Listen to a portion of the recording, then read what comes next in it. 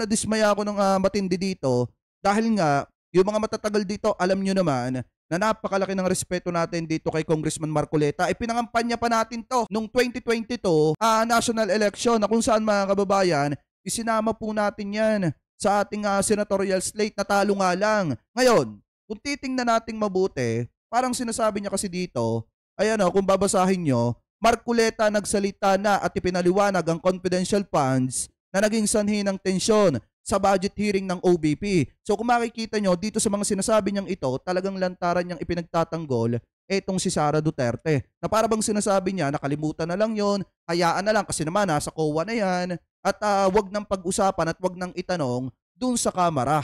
So ngayon, ito i-play po natin. Kung titingnan mo kasi, ito yung pinakamataas at pangalawang pinakamataas na pangulo ng na opisyal ng bansa. Yung karapat dapat na paggalang at pagtitiwala na ibibigay mo sa kanila, dapat nandun eh. Dapat nakasangkot yung pagtitiwala na yun eh. Vice President. Pagtatatanungin mo tungkol sa confidential fund na wala na nga. Eto mga kababayan sana nanonood si Congressman Marcoleta. Alam niyo, Congressman Marcoleta, hindi kasi porket mataas yung posisyon ng isang tao at vice presidente, hindi na pwedeng questionin patungkol sa paggamit niya ng budget ng kanyang opisina. Pera ng taong bayan yan, hindi nyo pera yan. So ngayon, karapatan naman ng mamamayang Pilipino na malaman kung saan ginamit yung pera ng sambayan ng Pilipino. Hindi porket may pinakamataas na or pangalawa sa may pinakamataas na kapangyarihan dito sa ating bansa, hahayaan na natin. Uulitin ko lamang po ulit. Pera ng taong bayan yan, taong bayan na nagtalaga kay Sara kung bakit siya naandya dyan. So dapat malaman naming mamamayang Pilipino, mga normal na Pilipino, kung saan niya ginamit yung 125 million pesos.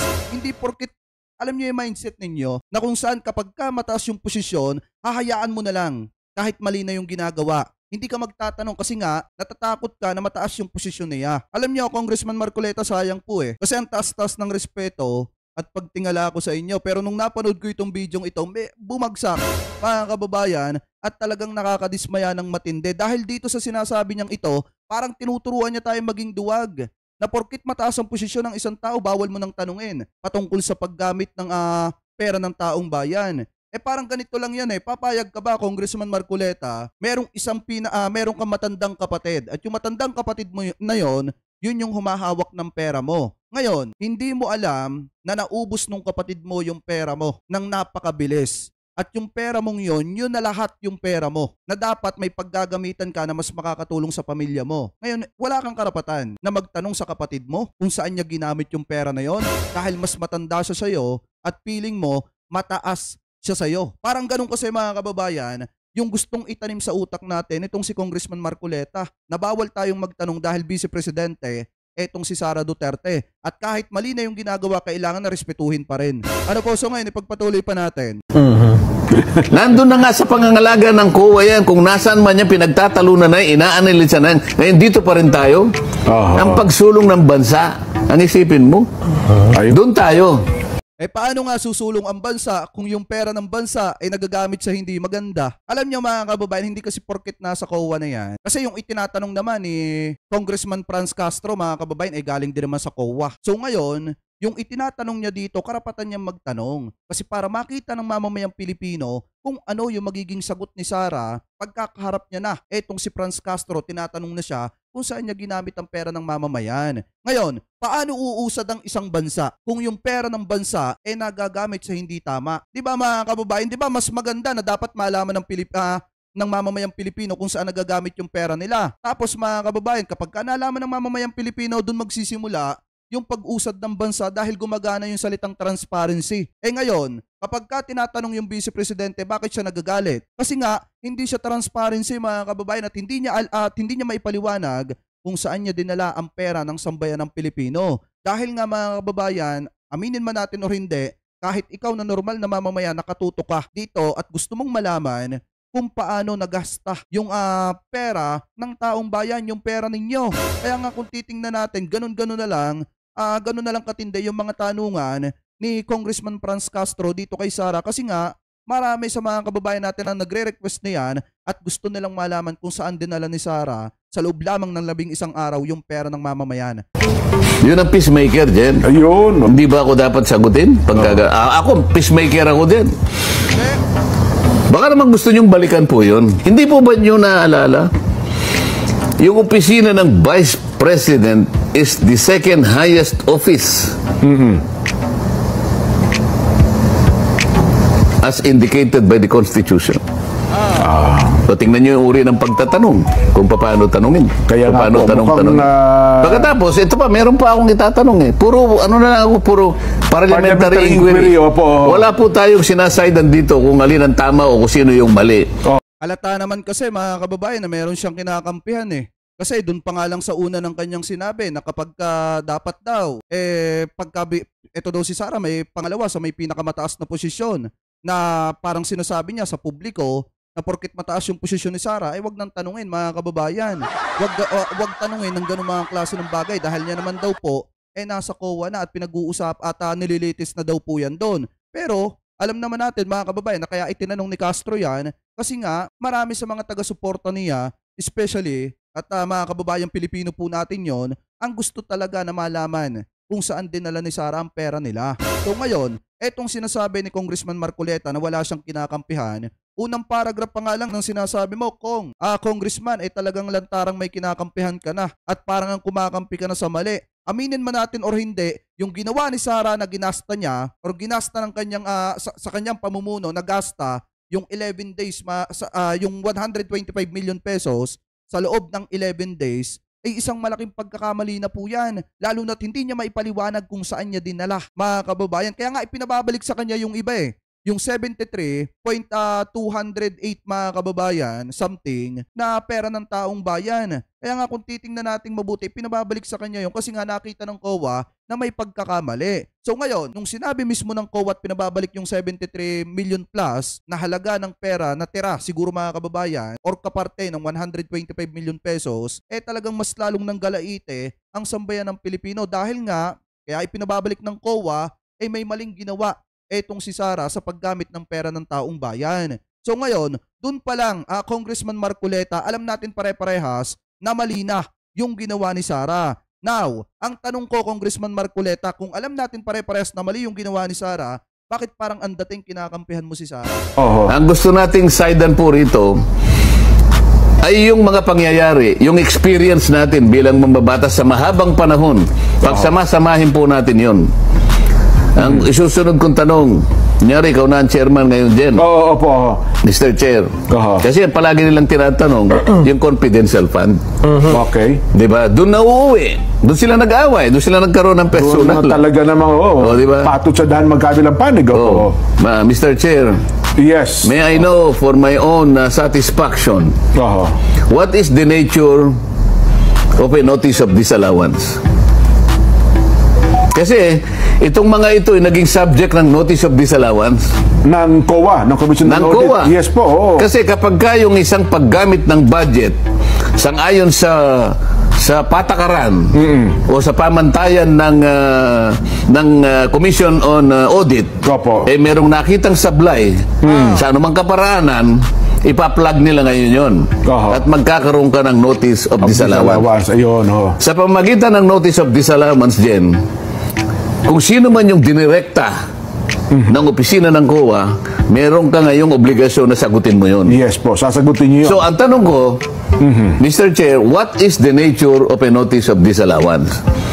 Oo nga. Ang problema kasi mga kababayan, di ba, balik tayo ulit kay Sara. Di ba nung tinanong ni Congresswoman Franz Castro, etong si Sara about dun sa mga notice of disallowance mga kababayan, di ba doon na nagsimula na mag-trantums at manggalaite etong si Sara Duterte mga kababayan. At ang isa pa dyan, talagang doon na rin nagsimula na pumunterya etong si Sara Duterte dito kay Franz Castro. At ang isa pang pinakamatinding ginagawa ni Sara mga kababayan, kapag kaganyan yung mga itinatanong sa kanya patungkol po dyan, hindi naman niya sinasagot, bagkus binabasa na lang niya sa kanyang cellphone mga kababayan or di kaya naman dun sa kanyang documents na hawak na halos paulit-ulit na lang na parang sirang plaka na nakakaloko na.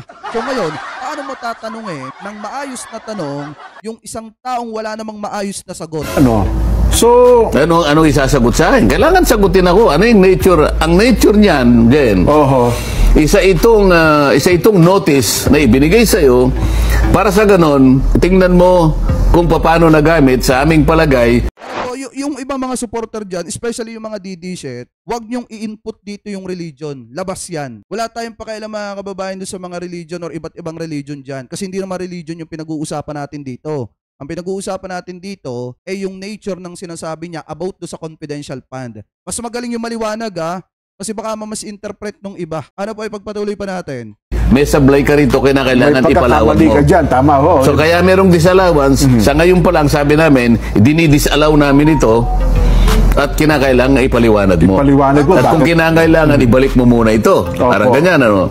Pero ang problema nga mga kababayan, di ba pinapaliwanag nga yun? Inisa-isa pa nga ni Franz Castro yun eh. Kaya ang problema lang kasi mga kababayan, hindi niya maipaliwanag. Yun yung problema. Kaya naiinis ang mamamayang Pilipino dyan kay Fiona. Kasi tinatanong siya, inisa-isa na nga sa kanya eh. Lalo na, nung tinanong siya mga kababayan, nitong si Arlene Brosas, di ba inisa-isa na nga sa kanya, talagang hindi niya pa masagot. Ibig sabihin talagang ayaw sagutin. Mga kababayan, ano po ipagpatuloy pa natin? ang notice of disallowance is not a final judgment. Tama kayo. Ito ay contestable. Ito ay appealable. Hindi natin alam. Sabi dito, wala ka na sa INC. Yes po, wala na po ako sa INC pero napakalaki ng respeto ko dun sa religion na pinanggalingan. Kaya nga kung makikita nyo, di ko binabanggit yung kasi nire-respeto ko pa rin hanggang ngayon, mga kababayan. Kasi kaya naman ako natiwalag kasi sarili ko din naman pagkakamali. Ang tagal ko nang hindi nakakasamba. Nasaan ba itong notice na to? Saan pinagtatalunan? Sa director's level? Okay. Kasi kung minsan regional level baka sa region o kaya kung ito ay nandun na sa COA proper. National Office. Kumbaga yung NBank. Okay. Kasi merong tatlong hindi ko nagkakamali, tatlong commission, dalawang membro at isang chairman. Yes, So kung nandun na sa Commission on Audit proper, yun na ngayon ang nagpo-process nung isinagot na apila. Yung unbank nang magpo-proseso pala. Ngayon, kung halimbawa wala na doon, ano man ang aksyon mula sa regional level o sa NBank, pupunta sa Korte Suprema din. So, ang Korte Suprema pa ang titingnan ng ganyan. Ngayon, kung yun ay nandun na sa mga opisina na yun, na sila naman ang tamang dapat nang magbigay ng hatol kung paano talaga ang paggamit at kung talagang ang paggamit may sablay o wala, ito ay... Yan din yung inaabangan ko mga kababayan yung magiging resulta ng ilalabas na desisyon ng Supreme Court. Kasi ang pagkakaalam ko parang nag-file ata dyan ng reklamo etong grupo nitong sina Franz Castro, mga kababayan. Kaya nga kung makikita nyo, di ba parang may dinidinig nga na kaso etong si Sara dyan po sa Supreme Court. At nabanggit din naman ni Fiona yan mga kababayan doon sa mismong hearing. Kaya nga daw ayaw na niyang pag-usapan yung confidential fund mga kababayan doon sa Congress. Kaso nga lang ang problema, gaya nga ng sabi ng iba mga congressman, iba mga kongresista, hindi pwedeng ganun. Kailangan makita natin, masilip natin kung paano mo ginastos. Ano po yung pera ng sambayan ng Pilipino or yung budget mo noong mga nakaraang taon para magkaroon kami ng idea kung paano namin aaprubahan yung malaking budget na hinihiling mo sa darating na 2025.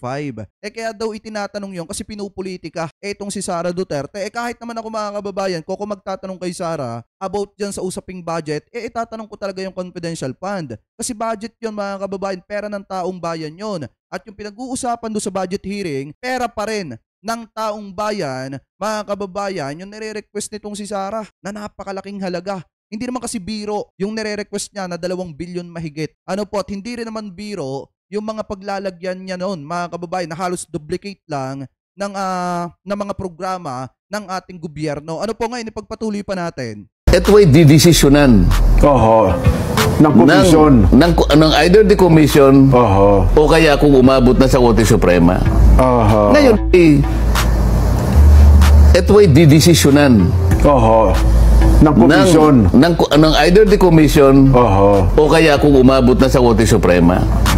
Ngayon, bakit mo pa ako tinatanong? nandun na yun eh. Kaya palang sagot ng pangalawang Pangulo, ito ay bahagi ng sasagot namin. Kaya yun yung pala sagutin, baka dumaprem, sapagkat bahagi pala yun ang sasagot nila sa kataas-taasang hukuman. Kaya nga yung tinatanong ko, what is the nature of a notice of disallowance? It being contestable, it being appealable, naka-appeal pa yan eh. Pinagtatalunan pa eh. Sinisiyasat pa yan sa mataas na uri ng pagsisiyasat, kaya nga umabot na sa mga nakakataas na opisina ng mga nakakaalam sa mga bagay na ito. So yun palang estado, no? Bakit ngayon pinipilit pa nating paanakin at dito pa nagko-concentrate ang mga tanong? Kasi nga budget pa rin yung pinag-uusapan. 'Di ba? Kung titingnan nga natin, gaya nga ng sabi ko kanina, talagang hindi maiiwasan na hindi maitanong 'yan. Kasi nga budget pa rin yung pinag-uusapan. At yung confidential fund, may kinalaman po 'yon sa budget pa rin. Di ba? Anong mahihita natin ngayon? Sinagot na nga yan eh. Sa mga kapatid, meron ng opisina na talagang tumitingin dyan. Tayo ba titingnan pa rin natin? Yan ang pinanggalingan lahat. Kaya tayo bilang peacemaker dyan, dapat balikan natin sa ganun. Ayun. Mukhang wala kasi nagpalutang ng ganyang puntos kong. Mukhang doon sa pagdinig,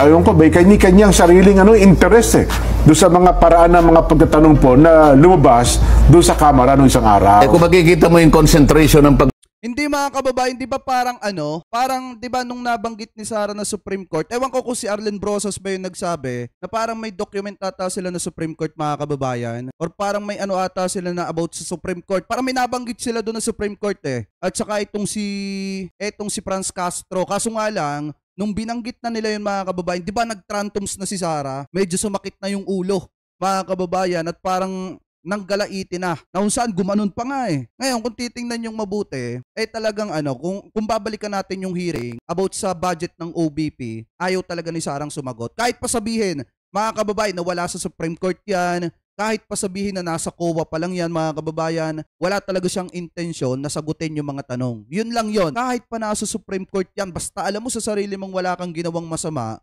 or hindi ka nag-misuse sa paggamit ng pera ng mamamayang Pilipino, diretso dapat yung sagot mo Dapat hindi ka papalya sa mga kasagutan mo. Kasi nga, alam mo sa sarili mo na inosente ka. Pero kung alam mo sa sarili mong nagasta mo sa loob lamang ng 11 days at nalusaw na yung pera, wala talaga. Hindi mo talaga masasagot yan. Mahirap sagutin mga kababayan yung tanong. Natatama din sa iyo yung katotohanan. Pagtatanong, nandun nga sa confidential fund. Yun. Wala na nga confidential fund din Ang academic na ito, at sa pinag-uusapan na 2025, wala nang confidential or intelligence fund. Kung ipipilitin mo na ibalik doon sa punto na yon, ibang usapan na yon. Di ba? Bakit yun lang ang tinatanong? Hindi ba yung DILG, yung mga gobernador, yung mga mayor, may confidential fund din yan dyan Ha? So, dapat consistent. Kung gusto nyong tanungin lahat dyan, hindi siguro sa opisina ng Vice President. Para sa akin lang, kung mapagbalingan ng mga kasama natin, itong ina-analyze natin. Siyempre mga kababayan, paano mo ba naman itatanong yung confidential fund ng mga congressman, gobernador? Hindi naman nila budget yung pinag-uusapan dyan. Ang pinag-uusapan dun sa hearing mga kababayan ay ang budget ng OBP. Hindi naman budget ni gobernador, hindi naman budget ni congressman. Kung hindi budget po ni OBP. Natural, ang itatanong ng mga congressman dyan ay yung budget lamang ng vice-presidente. Ano naman pakialam ng mga congressman dun sa budget ni gobernador kung ang pinag-uusapan mismo ay budget ng Office of the Vice President? Natural, magpo-focus sila dun. Mga kababayan, sana naiintindihan ni Congressman Marcoleta yung pinopoint natin. Ipagpatuloy pa natin. Sana balikan natin yung pangyayari. Di ba? Para sa ganon, makita natin kung alin ang mas tamang paraan. Ano ang tamang approach talaga? Ito pong opisina ng Vice President, nagkataon, sangayon sa ating saligang batas, na pinakamataas na batas ng ating bansa, siya po ang nag-occupy ng pangalawa sa pinakamataas na opisyal ng ating bansa. Meron kasi sinasabi kanina, shouldn't she be accorded proper courtesy? Ayun. Yun lang Yun ang gusto nating i-analisa. Tsaka mga kababayan, kung wala namang respeto yung isang politiko na may mataas na posisyon, bakit mo irerespeto? Kung ikaw nga mismo binabastos. 'Di ba? May kasabihan nga tayo mga kababayan, kung gusto mo irespeto ka, irespeto mo yung ibang tao. Magpakita ka ng respeto sa iba para bumalik sa yung respeto na hinahanap mo or hinihingi mo. Kasi ang dating kasi, bago pa magsimula yung hearing, kita nyo naman, talagang inunahan agad ni Sara Duterte yung kamara na ang sasagutin lamang niya at ididepensa lamang niya mga kababayan ay yung patungkol sa budget niya for 2025. Na para bang ang dating mga kababayan wala nang karapatang magtanong at basta i-approve na lang yung budget niya sa darating na 2025 na nagkakahalaga ng nasa 2 billion mahigit. So ngayon, kung titingnan nating mabuti, etong sinasabi ni Congressman Marcoleta na para bang ang dating mga kababayan sa atin parang wala na tayong kakayanang magtanong dun sa isang tao lalo na't kung ito ay may mataas na posisyon dito po sa ating bansa. So kayo, ano ang komento ninyo mga kababayan? Hingil po dito sa kanyang naging paliwanag na parang ang dating kasi sa mamamayang Pilipino, pagka yung isang tao, vice presidente, pangalawa sa may pinakamataas na posisyon sa ating gobyerno, wala nang karapatan ng mamamayang Pilipino na magtanong patungkol sa paggamit or diwastong paggamit ng pera ng mamamayang Pilipino. So kayo po, comment below mga kababayan kung ano po masasabi nyo. Hingil po dyan sa topic na mga tinalakay po natin mga kababayan. At ano po ang opinion ninyo? Hingil po sa mga paliwanag na ito ni Congressman Marcoleta.